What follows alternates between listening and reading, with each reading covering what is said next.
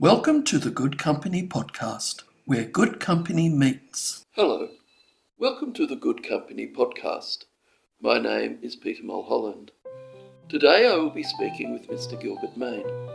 Gilbert is the former principal of a Sydney independent school, a TEDx speaker, and the author of many non-fiction and fiction works.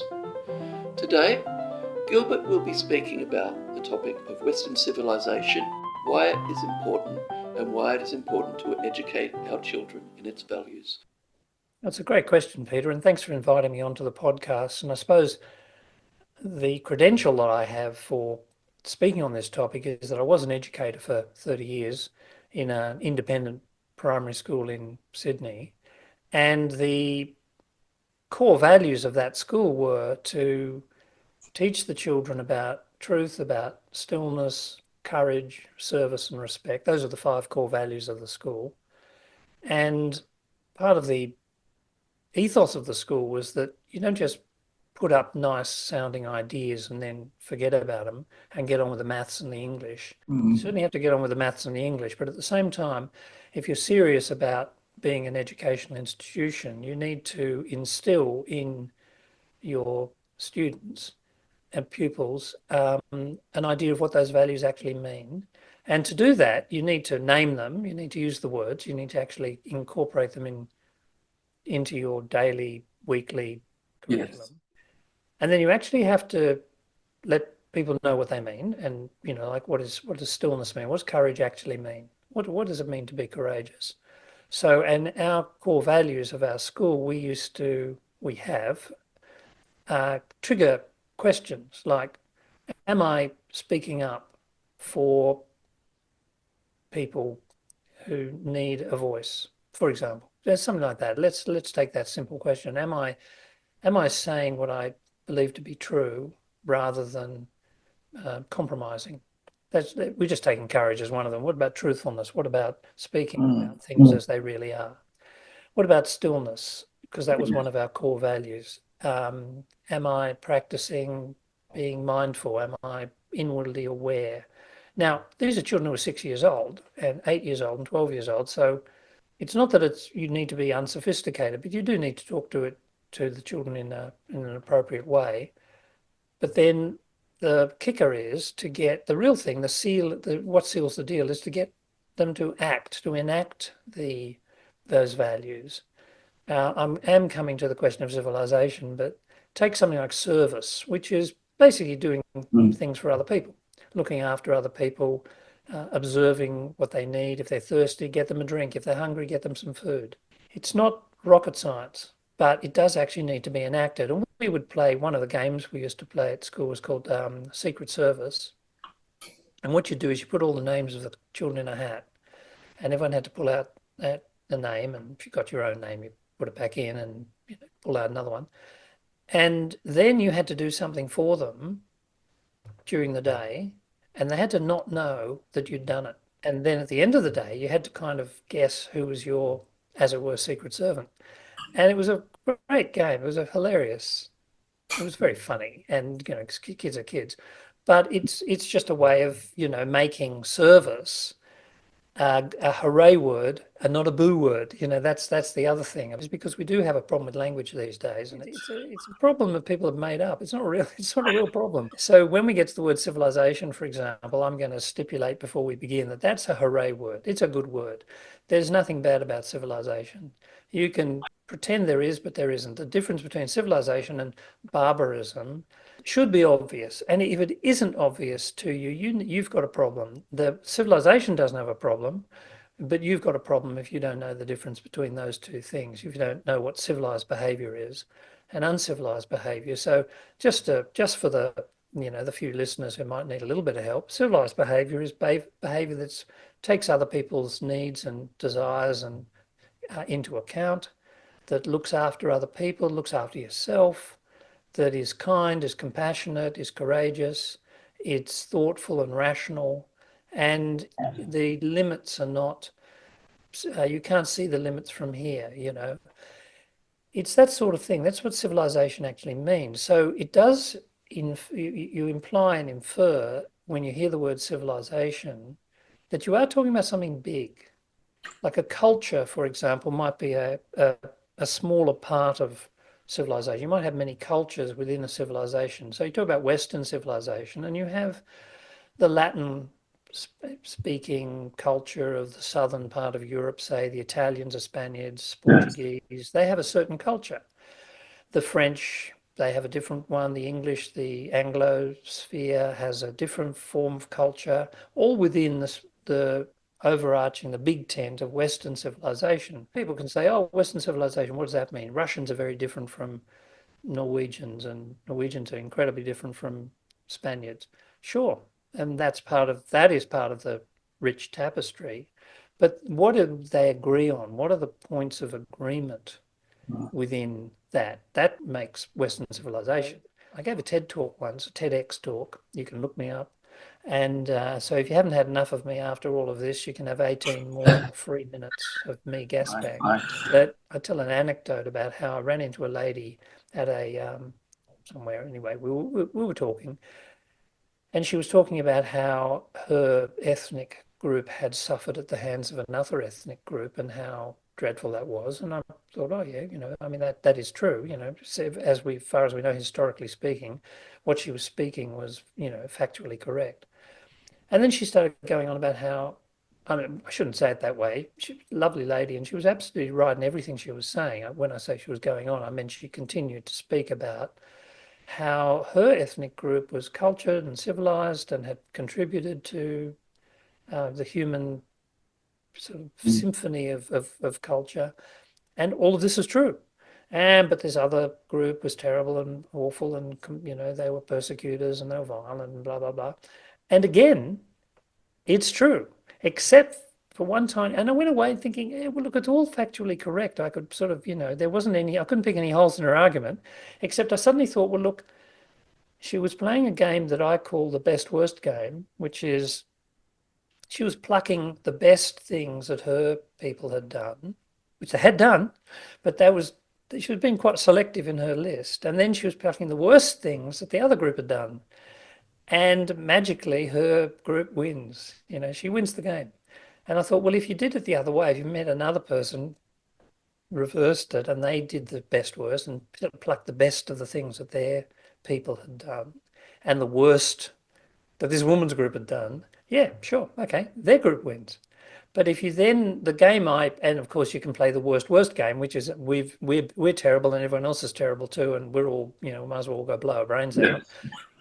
Or we're terrible and everyone else is great, which is where sort of we find ourselves kind of now. Western That, civilization is yes. just terrible, but everything else, Islam, China, Yes. Africa, they're just peachy keen. And we're now, we have this cultural cringe or whatever you want to call it, but some sort of, white flight sort of everything dead white males do is just completely contemptible. Whereas, and you think, well, sure, it's you can pick facts that will in fact prove your case. But it's a weird game to play when you run down everything of your own culture and civilization and you build up everyone else's, and then everything has to be cancelled.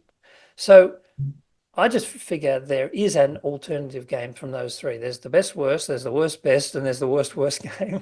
Well, there's the best best game. What about the best of every civilization? What about the best of Islam? What about the best of African civilization? I was talking to a friend who's a barrister, and he had worked in Africa, in Zambia. And I said to him, look, what's the thing about Africans? What is the virtue of Africa? And he said forgiveness. I said, really? And he said, yeah. He said, you look at what they do. They will be doing the most awful things. Like, for example, he said the prime minister of colonial Zambia tortured Kenyatta, I think his name was, as the first president. But when on Independence Day, they were sitting together on the podium for the march past of all the people celebrating independence. And he said that's not surprising. That's typical. There's just a sense of forgiveness, move on. And I thought, oh, that's interesting because that's a wonderful quality, from which we can learn. But you take the best of China with their Confucian ideas of harmony and working for the collective and respect for your elders and for ancestors and these sorts of things, and taking care of the elderly. The Chinese have wonderful qualities, but now they've got a communist regime, which is, you could talk about Islam, clearly there are issues these days with Islam. But at the same time, famously, there was culture, there's poetry, there's all sorts of wonderful things. You can play that game of best best. So that's what I would, advocate. But at the same time, there's a part of the teaching that I studied and followed with my meditation and my teachers is that there's circles of love, and it's important to know about them. And the first circle of love is there's only one person in the first circle, and that's you. And you have to start there, because if you don't understand self-love, and I don't mean arrogance or ego and that, I just Mm. mean self-care. If you don't appreciate your own fine qualities and you don't then use them as the basis for overcoming your weaker points, then you've got no basis in love. You don't understand it. You can't understand love at a distance. You've got to know it from the inside. It's by definition, you can't see it out there. You've got to feel it in your own heart. And you start with yourself. And then the next circle of love is your immediate family, your mother, your father, your siblings. Now, I'm not talking about people who've been in a situation that is awful and traumatic and of peril. I'm talking about just normal people growing up in a normal family. And normal families don't mean they're perfect and wonderful in every step of the way, but they are, in fact, their faults are are a feature, not a bug, because they teach you to forgive and understand and respect and find out why people are different. And, you grow up with eccentric siblings or parents who, were not perfect people. Amazing. Here's a bulletin. Sometimes your parents aren't perfect. Wow. So then you learn, and because you famously go through your teenage years. So your circle of love then expands. And so the next circle of love, the third one, is the phrase they use is the people with whom you walk. In other words, people people you've actually physically, encountered. And these are a broader range of relatives, cousins, and more distant uncles and aunts and nephews and nieces. But at the same time, it's colleagues, it's friends, it's acquaintances, it's the bus driver, it's the shopkeeper, it's these. This is the circle with whom you walk. Um, and it also includes subgroups within that, like your religion, your co-religionists, your fellow countrymen, your the people who live in your town or your street. These are your the third circle is quite a large circle. But remember what we're doing here. We're carrying that love out and understanding that love and understanding and respect and care out to the next circle. And then the fourth circle out is all of humanity. Now that's a big ask, and the people who are capable of that sort of breadth of vision, the Nelson Mandelas, the Mother Teresas, the Martin Luther Kings of the world, they're unusual. They're unusual people. There are plenty more of them. They're just not always famous. But there are people who just see the whole of humanity as part of their family. There's actually a Sanskrit phrase for that called Vasudeva Kutumbakam, to see the whole world as one family. And then the fifth circle is the universe. Now, that sounds, very unattainable, but it just means beyond the human race. So it's the environment, it's the local park, it's your trees, it's all of this stuff. But you notice the order in which you do it. You cannot jump a step. And one of the big problems these days is people hate themselves, they're cross with their families, they're disconnected from their ethnicity and their culture and their civilization, and they jump right to humanity. Well, we must save humanity, right? They hate people, but they love humanity. Now, you may have picked up a slight problem with that with that statement. You can't love humanity and basically hate people. In fact, you kind of can't really hate anyone and still love humanity, because they're part of it. Right? It was Dostoevsky or Solzhenitsyn, one of those Russian guys. Good and evil, the line between good and evil runs right directly down through the human heart. So, we're a balance. The Jewish doctrine is, it's a 50.1, 49.9 situation Mm. where if you do one good act, the the balance, you can change the whole universe. The universe is very, very closely balanced between good and evil, between the dark and the light. Because God created both on the first day. God said, "Let there be light," but then He divided the light from the darkness. Yeah. It's not just a cosmological, mythological, whatever logical thing you want to say. Like I wrote a book on this, there's a book called Seven Steps to Freedom, one of my magnum opus. Um, and it takes each step of a particular Hindu, Indian Yes. philosophical doctrine, but it relates. Every chapter has got a section on the one of the days of creation and how that actually relates to you personally. So the first one is the division of light and dark. So there we are. That's us. That's what God did on the first day of the entire creation, and He did it to us as well. So we're all divided between light and dark, and now basically get on with it. So what are you going to do? Are you going to worship the darkness, or are you going to enter the light? It's a personal choice that you make moment by moment. And the more light you get in your life, the lighter you are, the more light you shed, and the more light you bring to other people. The more darkness you indulge in, then same thing happens. The name of your podcast, Good Company, is very aptly named because it's incredibly powerful. You hang about people that are good.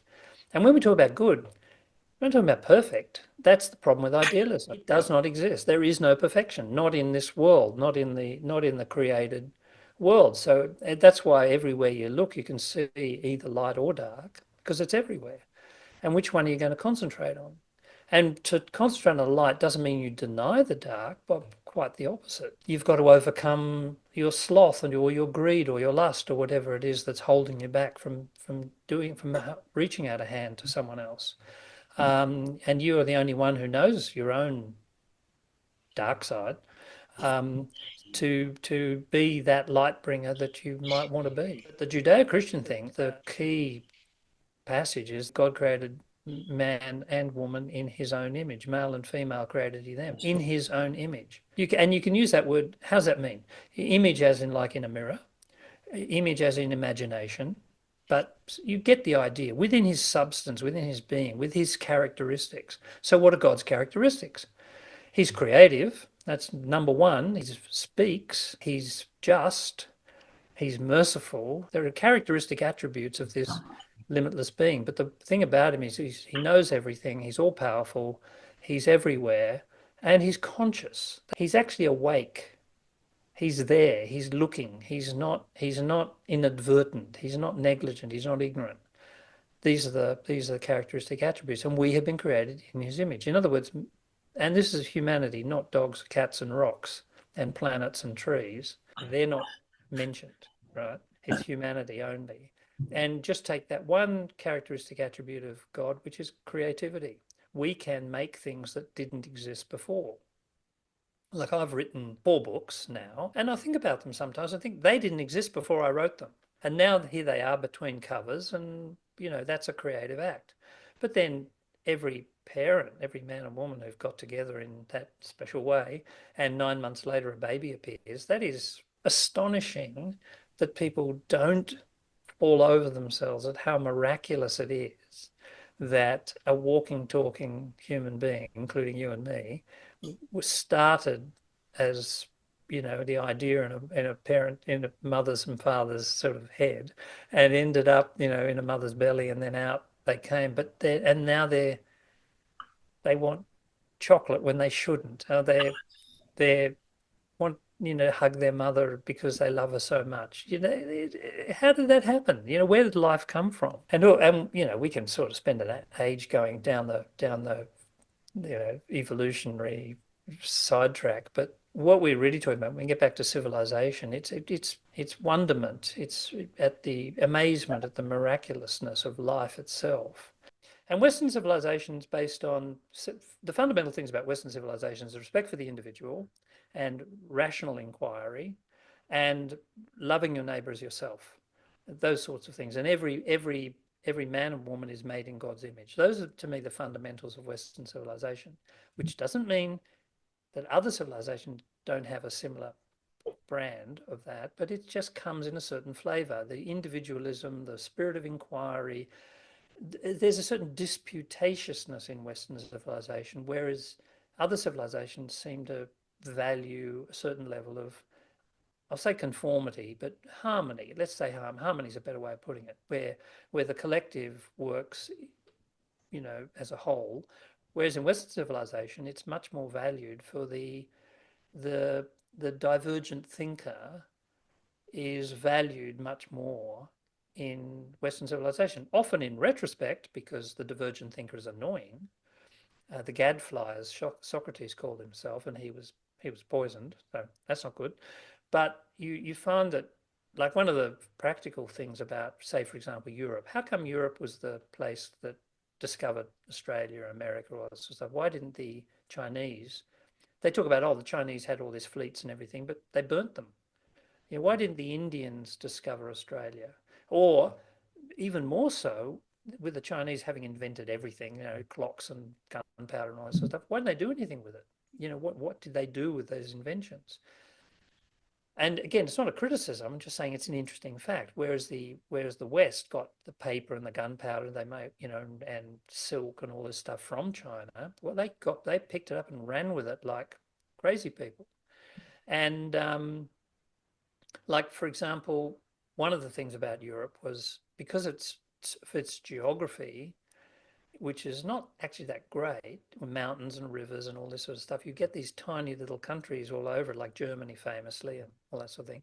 And so if you're living in some German principality and you've come up with a printing press and your name's Gutenberg, and the particular elector or baron or bishop or whatever is not that keen, you just pick up and move to one who's going to back you and fund you, and all of a sudden you're Gutenberg and you've invented the printing press. The Chinese invented that one too, but they didn't do anything with it. There's nowhere to go in China where you could get away from the emperor. Yeah, free speech. Free speech isn't just being able to say mean things that annoy female university students. Yes. It's the lifeblood of a civilization, which, if you shut it down, I'm a free speech absolutist. I want to know where my Nazis are. I don't agree with them, and I don't like what they're saying, but that's the whole point. Free speech is free speech if it's only the stuff you like. And if it's misinformation or untrue, great, fantastic. You get on the internet and correct it. What should we be educating our kids in terms of Western civilization? Say, for example, what books should we be teaching them? Well, it's easy. You need the Bible, you need Plato, and you need Shakespeare. We did that at our school. We had the Bible, Plato, and Shakespeare. But we had 6-year-olds and 8-year-olds. So how do you do it? We would take Shakespeare, for example. We had a Shakespeare festival, and the school, I've retired now, but it still does. Every year, every single child in the school has to be in a Shakespeare play. And you don't fiddle around too much. You cut it down, like, the children in kindergarten might do 6 or 8 minutes of Midsummer Night's Dream, say, the fairies and that sort of thing. And the older children might do an hour or so of something, Much Ado About Nothing or King Lear or something. And you think, well, why would you do that? Well, because Shakespeare is one of the master teachers of mankind. A bloke did a study once it's a wonderful book called Human Accomplishment, Charles Murray. And he used statistical tools to compare apples and oranges. In other words, he compared Japanese printmakers to German poets. And not just that sort of, it was science and, on every level, novel writing, poetry, science, invention, all that sort of thing, to find the top people in human accomplishment, the most accomplished human beings. And he did it by doing a statistical analysis of how much people wrote about these people. So standard encyclopedias. In art, for artists, he took how many color plates are reproduced in standard works on art history, for example. So it wasn't just him saying, oh, no, I like Picasso, but I'm not that fussed about Degas. It wasn't like that. He compared musicians, and top musicians are Beethoven and Mozart, you know, And he wasn't just being Eurocentric. He was looking at Japanese and Islamic art, and he was very he was actually it's an incredible book. And then he compared. So he was comparing people within, all musicians, all artists, all poets, all scientists, all engineers, all that sort of thing. So the West was coming out pretty well with from a lot of this, but he said that then when you compare everyone again statistically by who is the top most genius of all time in all humanity in all history, it's Shakespeare. He's it. He is the guy. He shows his working, all the appendices. Very interesting. Human Accomplishments, the book. Anyway, the thing about Shakespeare is you immerse the children in Shakespeare and you can relax. I used to say I'm the laziest teacher on earth because I just get Shakespeare to do the teaching. The children sang Mozart and choral singing. The children had philosophy lessons and we used to study Plato and we used to study the Bible because the principles and the stories and I don't know, the fundamentals are all there. Yeah. Those are the things you need. Now, you've got to teach it if you're a teacher, but all those principles are contained in those three works: the Bible, Shakespeare, and Plato, those three, Western civilization in three books. Then, fine, you can branch out. And music, Mozart, I'd say, throw that in fourth. But that's how you do it. And then, of course, you do actually need teaching is, you've got to introduce the topic, you've got to outline it, you've got to teach children what it is, you've got to then, people talk about, oh, what's the difference between, a sage on a stage? In other words, you top down delivery or a guide by the side, someone with collaboratively and all this stuff. And my answer to all of this stuff is do both. They're not in conflict. You do one when it's needed, and then you do the other. It's like creative thinking or just factual repetition.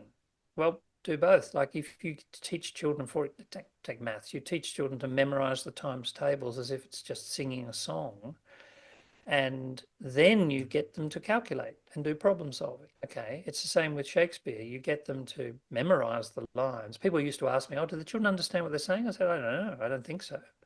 Maybe." Seems a bit conflict. It seems a bit, the concepts in Shakespeare seem a bit complex for a 6-year-old, but what's the alternative? Not teaching it to them? No, you give them those words, you give them those concepts, and you make them have fun. You get them up on stage and you cut out little crowns with gold cardboard and give them a wooden sword and, sure. So the children loved the Shakespeare Festival. And then there was a certain point at which they would ask questions like, what does he mean by this? Why is he saying that? What am I? Because they're acting it out. Am I meant to be angry or am I meant to be happy? Yeah. Am I meant to like this guy or don't I like this guy? Now you've got creative thinking. You've got to give them both. You've got to give them the material, and then you've got to give them how to manipulate that material. Now, by that I mean, you give them principles of science and maths and English, and you give them grammar, you give them spelling, tell them what a noun is, what a verb is, what a subordinate clause is, and then you get them to write a poem or an essay or a short story. But they can't do that if they don't know how to hold a pencil or they don't know what the letter A, what says A, what says B. You've got to teach that stuff. So that's how you pass down Western civilization. You make Shakespeare, Plato, and the Bible enjoyable. I had a situation. I'll give you one anecdote. A boy he's about 11, right? So he's at the older end of our school, and he's gone through our school. So he's been taught to think because that's was one of the things I'd like to do. Anyway, he said to me one day in scripture, because I taught scripture because I was the headmaster. I didn't really have time to mark, and so I did this stuff that didn't require lesson planning or too much lesson planning and marking.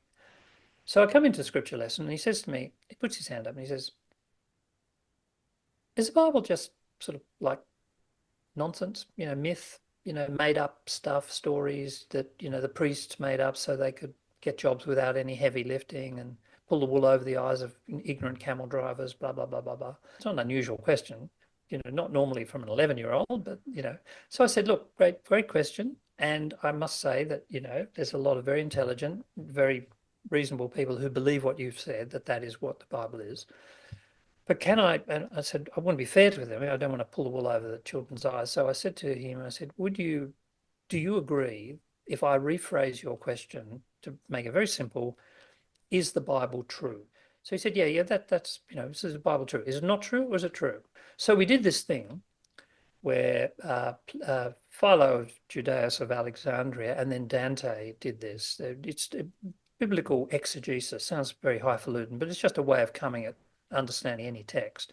So you take the literal level, take Noah's Ark, man, 3 sons, beard, boat, water, giraffes, rain, doves, that sort of thing. That's the literal level. And I said to the children, oh, you know that. Yes, we all know that story. Okay, so what's the moral of the story? That's the next level up. The only rule for this is you have to respect the material. You have to work within the 4 walls of that story. If you say the moral of the story is that story is just crazy nonsense, well, okay, fine, but that's not working with the material. Okay, you've got to take the material as presented by the person who wrote it. You've got to be respectful of the source material. So they said, okay, so you listen to warnings before they happen, before the danger appears, work, I don't know, respond to the dictates of some sort of higher authority, whatever, They came up with it. I was writing on the board. So okay, that's the second level. Now the third level is the symbolic level. We've got the literal level, the moral level, the symbolic level. What are all the pieces of the puzzle symbolize? What does Noah symbolize? What does the boat symbolize? What does the water symbolize? All of that stuff. And I explained, I had a bit of explanation of symbols, and they said, oh, okay, well, and what they basically came up was that Noah represents people, the soul, whoever. The boat represents protection. It is, the water represents danger and peril. And I said, okay, fine, that's great. Now the final level, make it personal. What do you find what flooding danger swamps you? Is it anger? Is it jealousy? Is it insecurity? Is it fear? Is it laziness? What's your thing? What's your flood? What do you get flooded with? And what's your ark? What's your boat? What's your protection? What protects you from the flooding power of, say, anger? Is it compassion, understanding? Is it a moment of reflection or something like that? The ability to stand back and take a moment. What about jealousy? How do you protect yourself from jealousy? And how early do you have to build in compassion or understanding or courage or whatever into your life before the flood comes? Now, is that true? Do you have to practice compassion before you're required to use it? And they all agreed, yes. So if that's what if that story that's what that story means, and personally, that's what I actually think does mean. Is that true? Now that's civilizational. And I said to them, that's the thing about the Bible. Just read it and see if every single word you can do that. Every story, every poem, every law even, you can do it on those 4 levels. Is it true or not? And they all agreed, yeah, no, the Bible, if that's where we're attacking it, then it's true. But that's how I would teach Western civilization. Plato, the Bible, Shakespeare, and throw in Mozart as well. And you've got, then you've got the cathedrals of Chartres, you've got paintings of Leonardo, this is the best stuff. It doesn't mean you can't look at the odd Picasso or two. I'm mad on Picasso myself, but if that's how you know. But everyone knows the best. Teach the children the best. I hope that you enjoyed today's Good Company podcast. Gilbert can be contacted through his website, gilbertmane.com. The music you heard was Sonata in C by Peter Mulholland.